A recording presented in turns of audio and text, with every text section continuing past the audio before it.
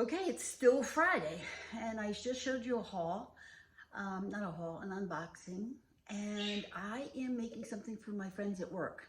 So I wanted to show it to you, and it's not an easy thing, but it's not hard once you get it down pat. So these are called Rosettes, and my grandmother used to make these all the time when I was little. So basically it's like a funnel cake, okay?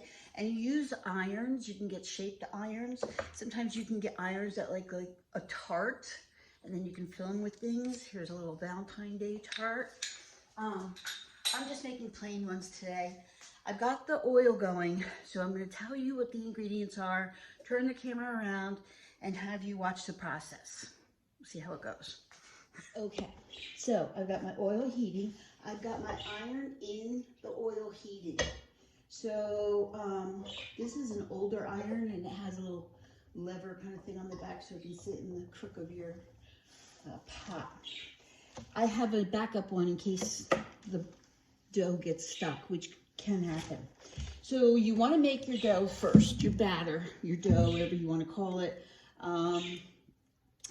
This is very simple. Now, what I did was I multiplied this 3 times because I'm making a lot for work, which is probably going to take me all morning because it's not an easy process because my fryer is not that big, and so you have to cook only 2 or 3 at a time. So I did put some paper down. I like to put, this is packing paper that you can get at Home Depot. It's clean, it's neat, and it saves a lot of wear and tear on cleanup. So what this batter is 2 eggs, 2 tablespoons of sugar, a cup of flour, a cup of milk, 2 teaspoons vanilla, and then you have to have some powdered sugar for the end, okay? And then you beat this all up. So again, I tripled this, and it's gonna be the consistency of like a watery pancake batter, okay? So that's kind of what it's gonna be. So I have it in this big mixer bowl, which I don't like to use. So I have a smaller bowl, and I'm going to transfer. But you want it deep enough that you can put your iron into it. And I'll explain that. So before I get my iron going, I need to check my oil. And that's the wrong one. And that's the wrong one. Where's my big thermometer? There it is. Okay, so we're going to check our oil and see what it goes to do. This is not the right one either.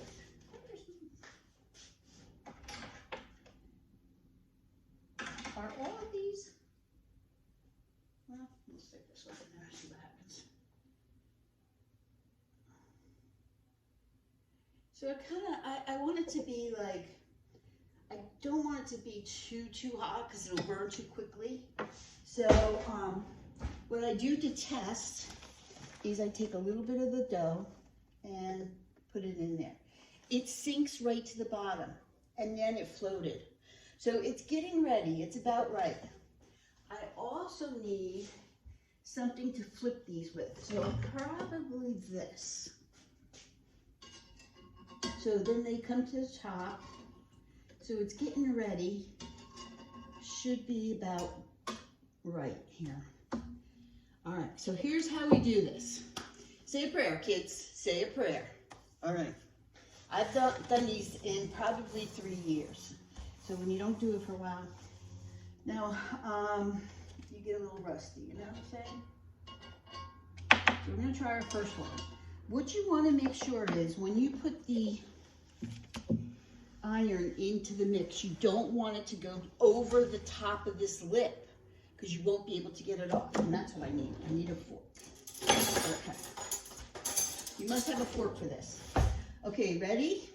So I'm going to take my hot iron, which has been sitting in there, and now it's coated with oil, and I'm going to put it down into the batter, but I'm not going to go all the way to the top, which is really kind of difficult to do. Let it sit for a second, and then put it back in the oil.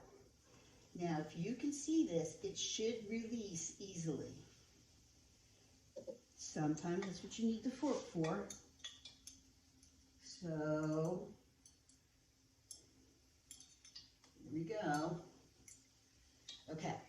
you see it floating?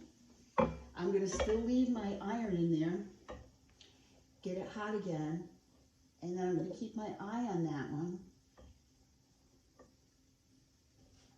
and put another one in. So again, get the excess off, get it into the batter, coat it up, coat it up. Now, for whatever reason, it's not coating on this one side. That's okay. We got to get it in there. Get it in there. It should release very easily. If it doesn't, your iron's not hot enough, or you went over the top, like I said. Sometimes the fork helps you release it a little bit. So that one's going to be a mistake one. Why? I think it didn't coat because I think the iron wasn't hot enough. So in between, you got to make sure your iron is hot. But I'll leave it, don't worry. But once it gets caught in there, it's hard to get out. Get out.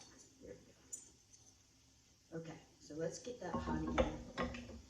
Now, it's taking a little bit long for this to cook, to me anyway. So I am going to flip it. I don't want my oil to get any hotter, so we're just going to let it go for a second and see what's going on with this. It should start to get brown and come out like a funnel cake. And then you put it on the paper. Now it's hard, so I am going to take it out just because. Let it drain.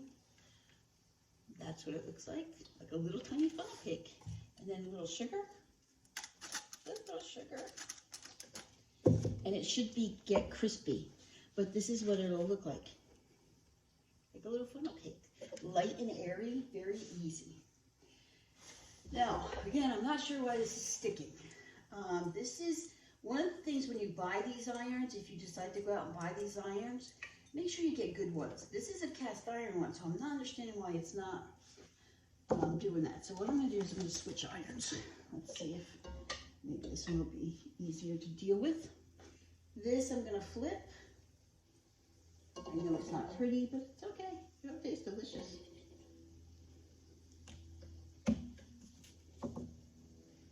Now it's getting brown. Okay, there we go. Perfect. So I want you to hear this. Ready? Crunch.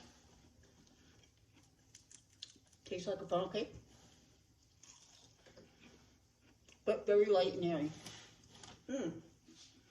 Gosh, that's good. So I'm going to continue to work with this, and then I'll show you the pile when I get to it. Okay, so I'm going to move you closer. As you can see, I have a couple of these done right here.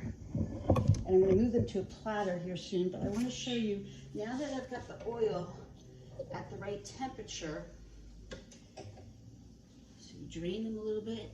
This is a round one, and the butterfly one, I'm going to flip you so it can cook on the other side. So this is how it really should go, once you get the temperature right. So my iron is hot, okay? I'm going to drain it. I'm going to put it in the batter. Remember not to cover the top. But it really should release very easily like this. Watch. Can you see it bubbling? I should be able to lift it right up, and the circle is right there. And it's going to bubble. Now, once the butterfly's cooked a little bit and got a little crispier, drain it, put it down. I usually put powdered sugar on it right away, and that's going to kind of melt into it a little bit because they're still a little wet from the oil. And then at the end, I'll put more powdered sugar right before I display them. So it really should release that easily if you have the right irons and if you're careful. Now, see, if you get batter stuck on it, like this one has, this one's getting loose, so I'm gonna tighten that one up. If it gets batter on it, it's not gonna adhere. So make sure if you see batter stuck, you get that batter off of it. Okay, so let's do another flour since that's been in there for a little bit. There's something stuck to it or in it. Again, I'm going to put it in here. Let it sit for a second, adhere. And see how it bubbles? It should be a quick release, just like that. So because this pan is too small, it's kind of small, I can only do 2 or 3 at a time, which is fine, because that's all I can really kind of keep my eye on. Flip it, that's what the fork's good for. The fork is also good to help release it from the mold. Okay, let's get a butterfly going. The butterfly one seems to be sticking a little bit, so I'll show you what I mean about releasing it with the fork. Get the batter on there. Actually, it's been coming off pretty easy. Ah, beautiful. Beautiful. Aren't these fun? Do they take a lot of time? Yes. If you keep them dry and it's not a very humid area where you live, they'll stay crunchy if you cover them. I'm taking these to work tonight, so they'll be eaten within like 30 minutes once they know that they're in there. I love doing something nice for my coworkers because I think that they are a fabulous team. Let's do another one. Get the extra oil off, put the iron in, get it to bubble in, and release. Keep that iron hot, and that's really pretty much it. So I'll show you how I'm going to present this at work, and that's really, it's very simple. This is not something for if you get frustrated very easily, because again, this iron wasn't working for me today. I don't know why. Maybe it wasn't just hot enough. I've got some other irons in there, but the butterflies and the flowers seem, or pinwheels, whatever you want to call them, seem to be working good. So I'm going to kind of stick with them, just because I don't want to be messing around. Sometimes if you have a little piece of something to pull in, there you go. All right, guys. I hope you enjoyed that. Okay, here they are. This is a huge platter full. I made a couple extra for Billy over there, but these are what I'm bringing into work tonight. Rosettes. Try them. Don't be afraid. Just get it right. I want to show you up close how they should be released. So this is a mess. Here's my hot iron out of the hot. Get it extra. You should hear a little sizzle. You probably won't be able to hear it. But if your iron is hot enough, it should be a quick release, just like that. Thanks, guys, for watching.